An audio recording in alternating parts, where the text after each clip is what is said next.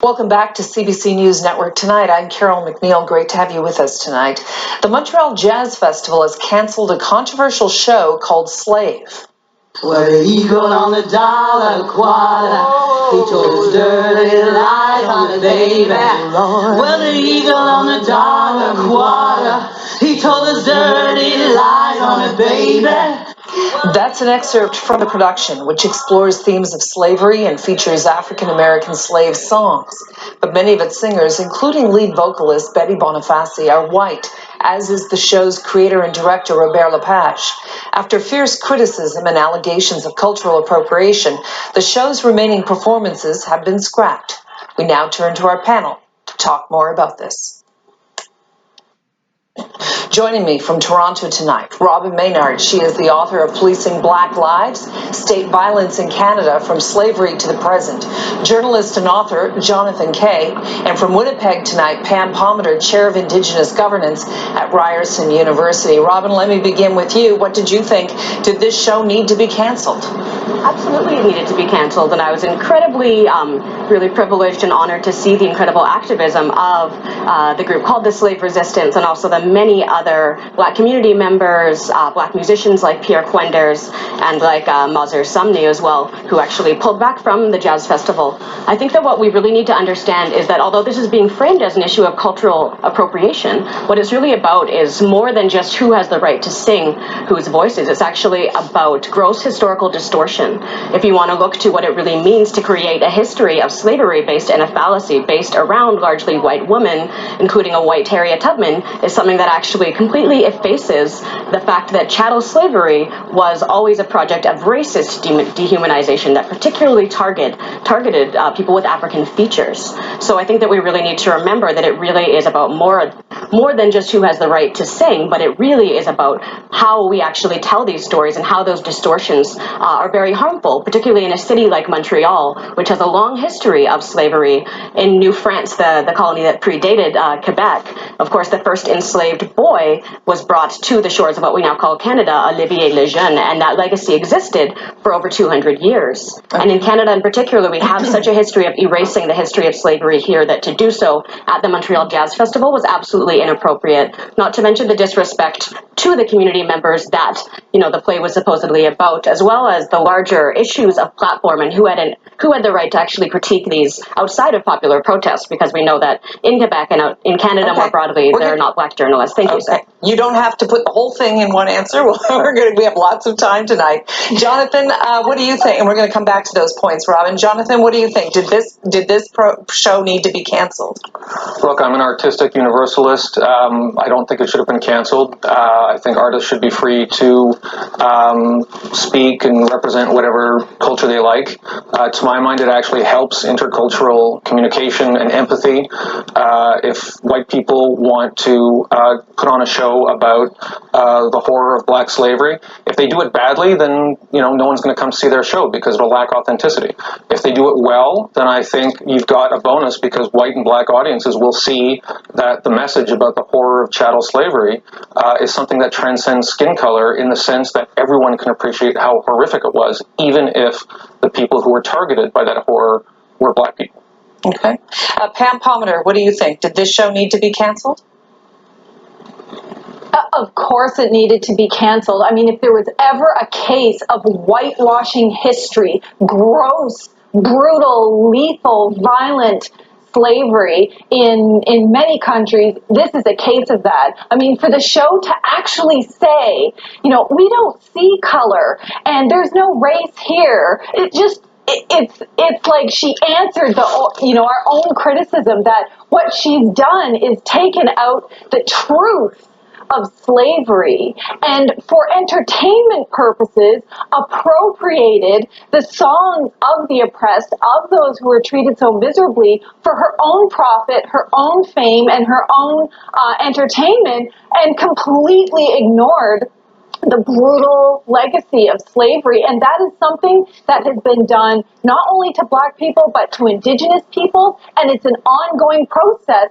And the really ironic part about it is it only ever seems to be the oppressors who are saying, well, we don't see a problem with it. Of course they don't. They were the ones who engaged in slavery. They were the ones who stole land from Indigenous peoples. They're the ones who committed genocide. Of course, now to take our culture and identity and our stories for profit, that's just another form of dispossession. What do you mean taking the stories for profit? Presumably all of these, the music was licensed. Pam? Yeah, so think about it. It's in the context of, whether you take an Indigenous form of artwork and put it on your clothing and sell it for profit, or whether you take songs that don't belong to you, don't represent your experience, misrepresent them for your own fame and fortune, that they would have got at this jazz fest or at other shows. And it's even worse when you profit from that dispossession, from something that was not yours to begin with. Jonathan? So I don't think Pam really answered the question about the licensing. If the art was licensed, then it's not stolen, except in a metaphorical sense.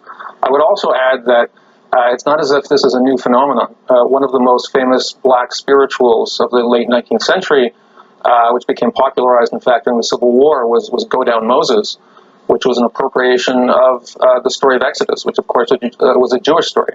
That doesn't bother me at all as a Jew. I think if Black people can empathize with the story of Jewish suffering and Jewish slavery, I think that's fantastic. And I hate to see this medicalization of cultural disagreement. If people don't want to see a show because they don't like the skin color of the people presenting it, they don't have to see the show. I don't think we have to pretend that it's some kind of moral injury or that we're having a medical reaction to it. People can make up their own minds, and I think, as you've said, nothing was stolen here. The music was appropriately licensed, apparently. Robyn? I think that the issue of whether or not... Here's the thing. Okay, go ahead, Pam, respond, and then we'll come to Robyn. Go ahead.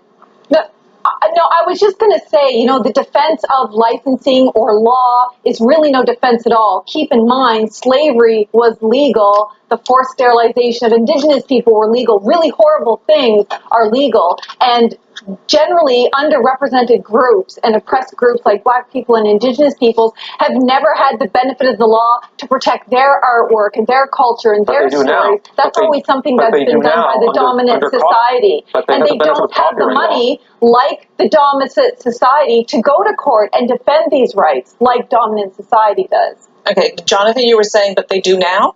Well, yeah, I think it's kind of odd to compare the chattel slavery laws of, like, say, the 19th or 18th century to modern copyright law, under which, by the way, people of all races can profit from their artistic creation, including the people who created the art behind the show. Ironically, one of the effects of protests like this is going to lessen the commercial opportunities for artists of color to license their works to other people, because if the person's skin color doesn't match the skin color of the creator, you're going to have protests like this shut down this kind of creation. And now, that's just what I think we need to shut down, because it's not only about skin color. For example, there are many very important white slavery white historians that have addressed Black issues. It's the issue of doing so with disrespect. It's the issue of doing so against the community's stated needs. It's really the issue of the reason that it's considered so violent and so harmful is because it's something that is done that is explicitly obfuscating Black people's actual history and lived experience. It's not whether white people have the right to speak about Black people at all. It's about the way that this is done. It's about the way that the massive profits that are being made off of actually denying and recreating a history that never happened, in which white women were enslaved and picked cotton, and a white woman, Harriet Tubman, led the slaves to freedom. Right. So how much of this could have been avoided? How much of the protests would have been avoided, Robyn, if they had been, as you say, more accurately depicted within this show? I think if we look to the demands of the slave resistance, the group that put forward the demands and the petition against Jazz Festival, we see many things that really could have been done differently, that could have created a far more beautiful performance, something that really spoke to the Black experience. For example, if we actually had changes in the ways that, cultural and public monies were actually given to Black artists as opposed to white artists who continue to be allowed to be granted these spaces when Black people are continually denied from cultural production in Quebec and all across Canada.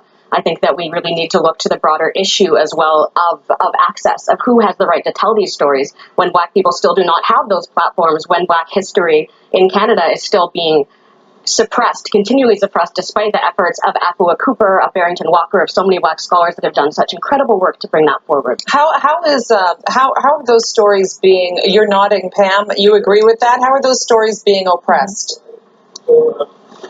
You're speaking to me? Think about the actual definition of cultural appropriation. It's about a power imbalance. This isn't about a cultural exchange where, you've got two equal parties, relatively equal power, and they're sharing culture and sharing food. It's never been about that for Indigenous peoples and Black people. It's about this history of colonization, history of genocide and slavery, where everything is always taken and used for the benefit of the dominant society. That's what the appropriation is. It's taken without consent. It's taken oftentimes for the profit and fame and fortune of the dominant society, with very little left for Indigenous and Black people. And then think about the reverse of it. The reverse is equally terrible, where Indigenous peoples have had to adopt English and French language and English and French culture because it was beaten into them in residential schools. And you can speak very similar to the Black experience, where in order to try to fit in, to not be discriminated against, to not be excluded, to not be brutally beaten by police officers, you try to adopt the dominant society characteristics. So we lose on both ends, and I think that's something that we really need to talk about, this power imbalance. Jonathan, what's your reaction to that? Well, it's a little hard to respond. There was sort of all the injustices of history were thrown into about 90 seconds there. I will say it is a little odd to talk about Canadian artists, enjoying fame and fortune and so forth. Most of the people in the creative industries I know live in one-bedroom apartments and eat Chef Boyardee out of the can. So the idea that people are sort of rolling around in a big pool of money like Scrooge McDuck is a little weird. The other thing I think we're talking about here is the role of the artist in society. I don't think Robert Lepage is in a one-bedroom He's very successful. But even name-brand artists in this country are actually, people of all races, whether directors, artists, writers, people are having a difficult time getting by. So I just want to maybe step back from Pam's depiction of artists as somehow like being these ruthless capitalist exploiters. A lot of them are having a hard time regardless of their skin color. The other thing I just want to say is I think we're having a broader discussion about the role of the artist in society. I think it's extremely unsettling to suggest that artists have to ask permission from anyone of any skin color before they produce things. I think that's typical of the way cultural industries are run in countries that aren't free, where artists are expected to toe the party line on matters of, for instance, patriotism or the depiction of ideological matters. I think Canada is a place where artists shouldn't have to ask anyone's permission before they do anything. And if people don't like it, they're free to protest. They're also free to just not go. This was a popular production, and from what I understand, people of all races were enjoying it. It's actually very unfortunate that it was shut down, and I think this dialogue we're having where it's being cast as some kind of triumph for people of color is very short-sighted. I think in the long run this is a bad deal for people of color who create culture that now won't be licensed because people will worry that it will run afoul of some local protest. Robyn, last word to you. Actually, if you look to what many of the demonstrators were asking for, is precisely to interrupt, to actually provide more platforms for Black artists, for Indigenous artists, to say that there are brilliant Black artists, Black musicians around this country who do not have that access that so many white cultural producers do have, and the push to actually intervene in this very uneven distribution. Jonathan spoke to the fact that, yes, all artists are having it rough, but we need to be very clear that the very systemic reality is that there are far less access and far less roles provided to Black artists in this country. And finally, I really just want to go to the point that this distortion of history, whereas the artist, of course, is free to do what they want, but there is a cost. And I think that for people to call out that cost, to call out that cost as unethical, is very important, because that legacy is still living with us. We see that in the police killings of Andrew Loku, of Bonnie Jean-Pierre, and the recent death of Orlando Brown in Barrie, Ontario, that we are still living and dying under the long legacy of slavery in Canada, in the Americas, and around the world. All right. Robyn Maynard, Pam Palmater, and Jonathan Kay, thank you all for joining me tonight. Thank you. Thank you. Thank you.